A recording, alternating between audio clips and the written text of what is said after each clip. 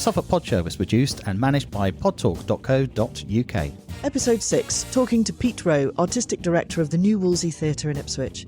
Pete has brought some of the biggest touring productions to the stage, including Sweeny Todd, Perfect Days, A Family Affair and The Little Shop of Horrors.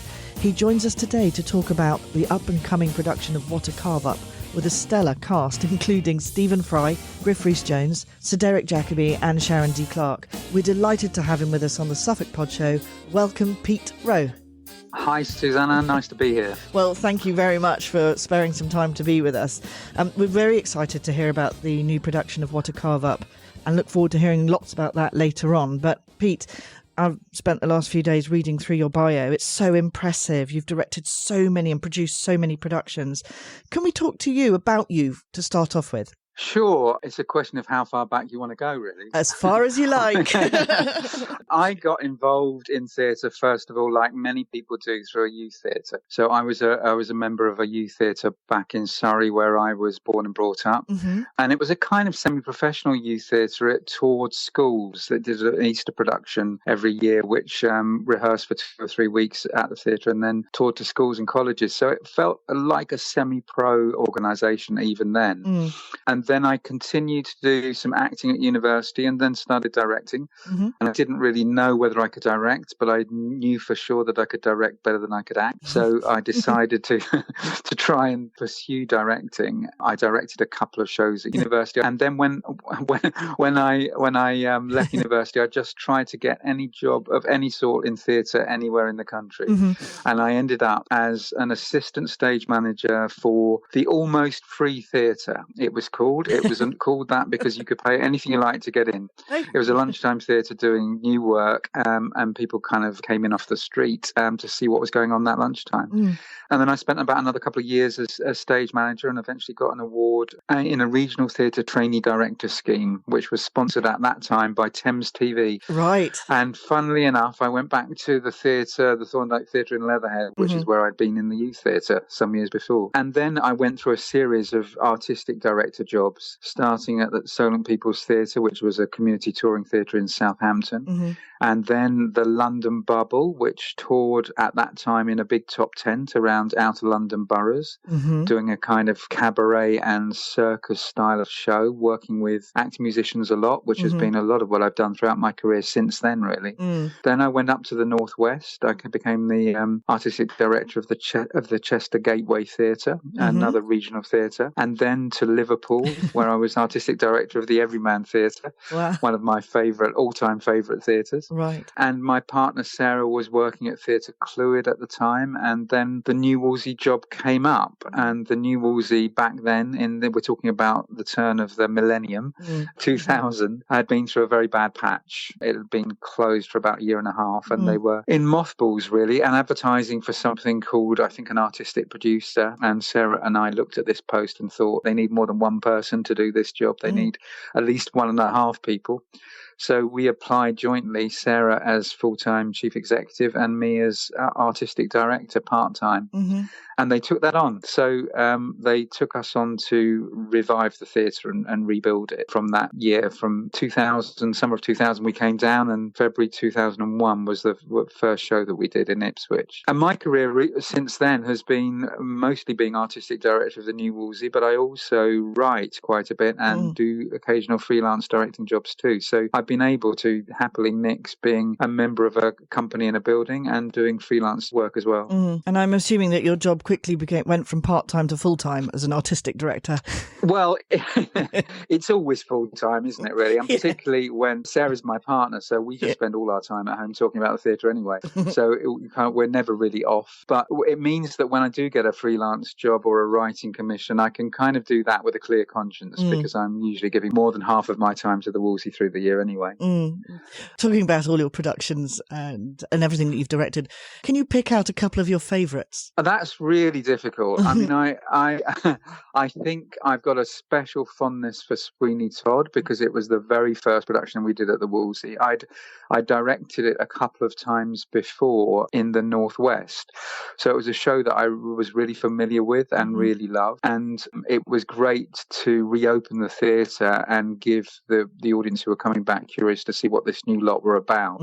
Something that was so strong and compelling, which is down to Stephen Sondheim's genius, really. But I thought we did a really good job with it. And it was very exciting to reopen the theatre. And then there have been a number of new musical pieces that I've worked on. We did a fantastic musical adaptation of It's a Wonderful Life with music by Steve Brown, which was a world premiere at the Wolsey, which I really enjoyed doing. Wow. And I've written some shows, particularly Midsummer Songs, which I wrote with my writing partner, Ben Goddard, which we also produced at the New Wolsey, which was another special occasion for me to see an entirely new piece of musical work that we'd written on the stage, see the audience respond to that. And just about every rock and roll pantomime, really.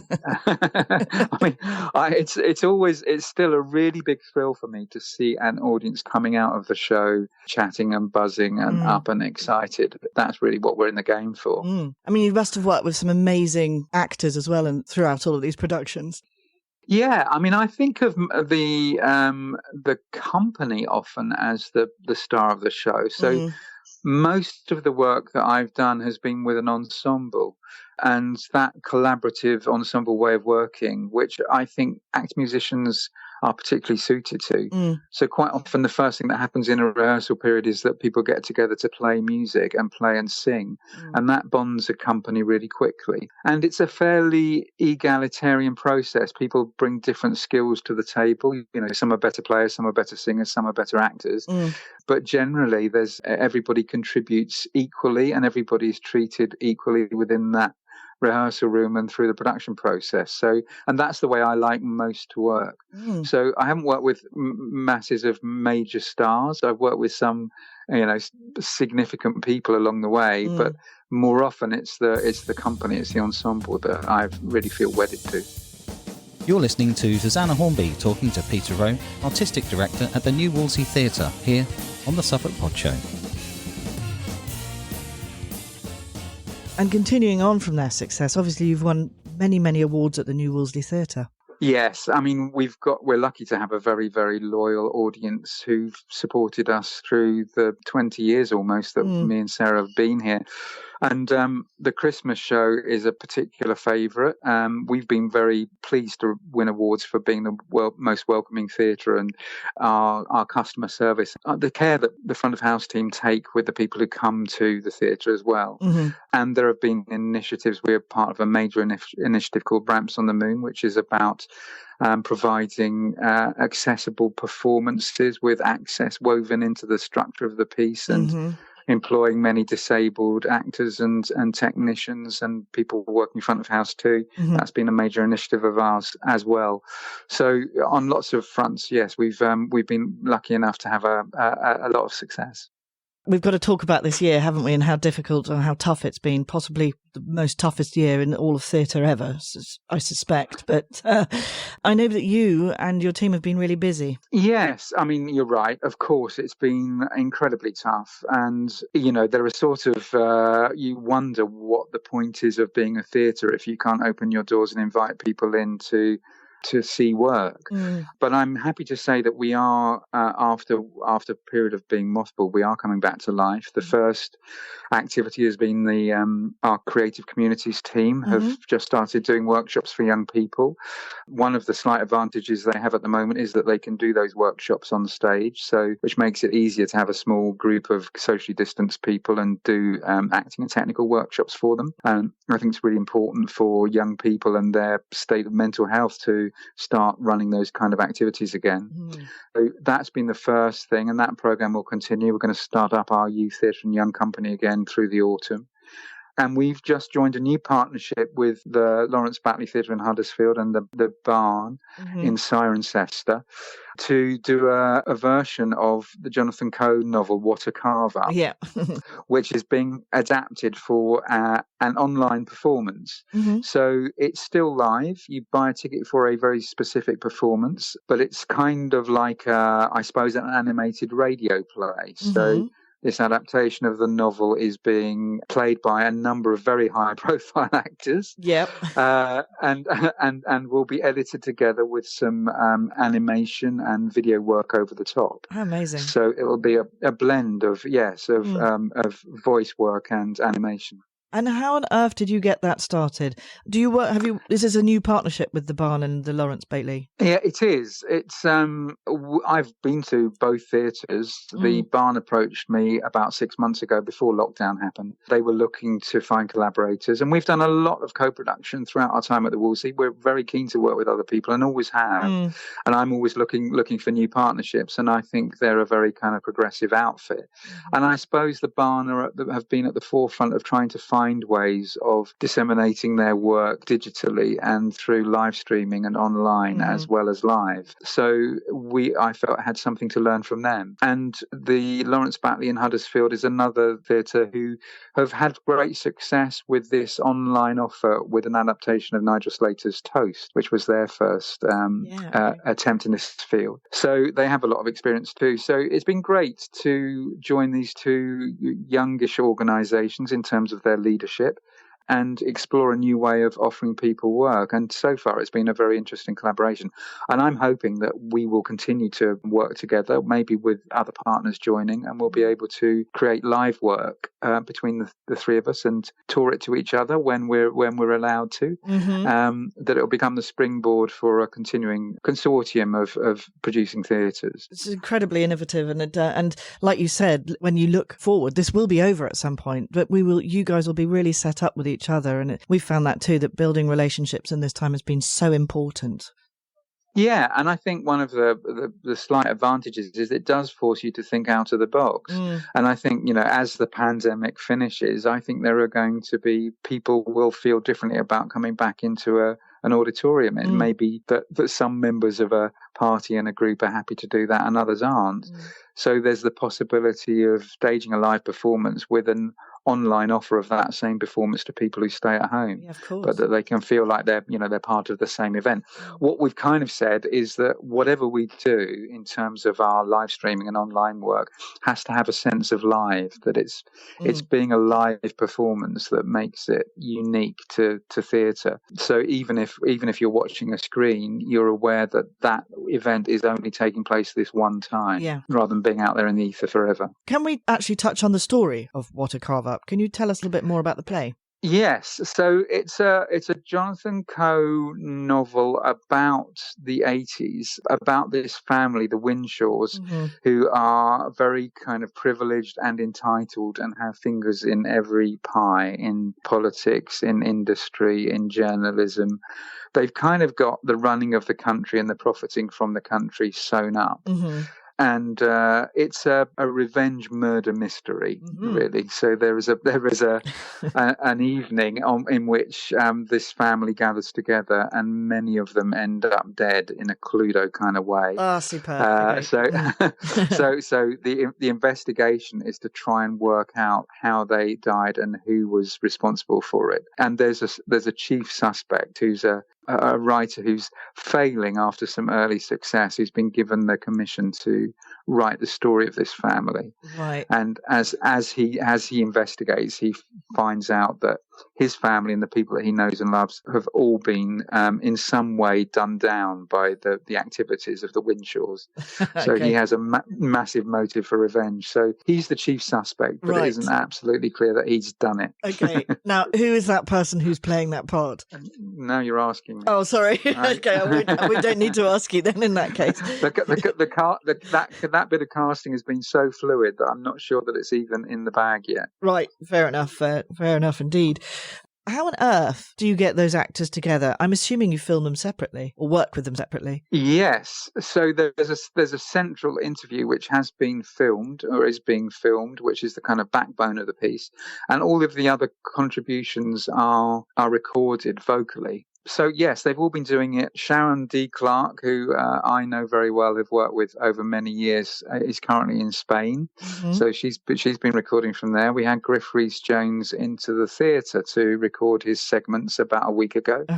There are people being recorded in Huddersfield and in Cirencester and at home. It's being compiled from these different recordings in different places, and then it'll all be cut together in the edit. Wow, quite a I've kind of Trying to think of the word. Quite an operation, I think is what I mean to say. It starts on October the 31st. How do we book? Yes, it starts on Halloween, which is appropriate for a murder mystery, which is really what it is. Yeah. You can book in, you can go to our website, the show's website, which is whatacarveup.com. Okay. Or you can go via the new Wolsey Theatre website, and it plays through October. So it's on from the 31st of October through to the 29th of November. And there are 2 ticket prices. So there's a £12 ticket for the show, and then there's an offer. If you pay £16, you get the ticket and you get a goodie bag sent through the post, which includes a printed programme and a recipe card from Asma Khan, who founded Darjeeling Express. So the idea is that if you want the £16 offer, you can make Asma Khan's recipe and have a meal and then sit down to enjoy the show with your programme. With the programme, how very brilliant. What a clever way of selling the programme too, because money is terribly important at the moment, raising funds indeed for the theatre. How can we, as a community, get involved or support the new Wolsey? Well, anybody who buys tickets for this show will be doing that. Obviously, we, the 3 organisations involved, will be splitting the money for the ticket sales, but 25% of each sale is going to theatre charities to support freelancers who are the most vulnerable, I think, at the moment. And the best way to support freelancers is for us to make work and employ them.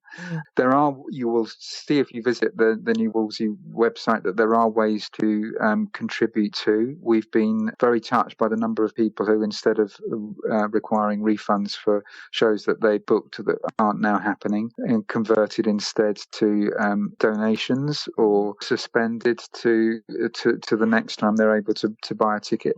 That's made a massive difference to us. But what we're hoping is that we will continue to make work, and that the best way that people can support us is to book the work. We'll be able to employ people and support freelance theatre practitioners that way ourselves. Absolutely. Give us the new Wolsey Theatre website again, please. The website is wolseytheatre.co.uk. Lovely, thank you. Like you said, people have been generous because cash flow is critical, you can imagine, for the theatre. What other news is coming? Have you got any plans for the rest of the year or even looking into 2021? Yes, one of the biggest things that we've been wrestling with is the Christmas show, which is such a massive part of our year. And watch this space for that. Listen, Pete, I know you're really busy, so thank you so much for your time today. Cannot wait to see the production of What a Carve Up, and we wish you very much success for the future. Thank you very much, Pete. Thank you very much. It's lovely to talk to you. Thanks for listening to the Suffolk Pod Show. Find us on Facebook, Twitter or Instagram, or you can visit our website, podtalk.co.uk. And here's our disclaimer. The Suffolk Pod Show will not be held responsible for any omissions or errors in its podcast. The Suffolk Pod Show is produced purely for entertainment purposes. Views and opinions are that of our own or that of our guests.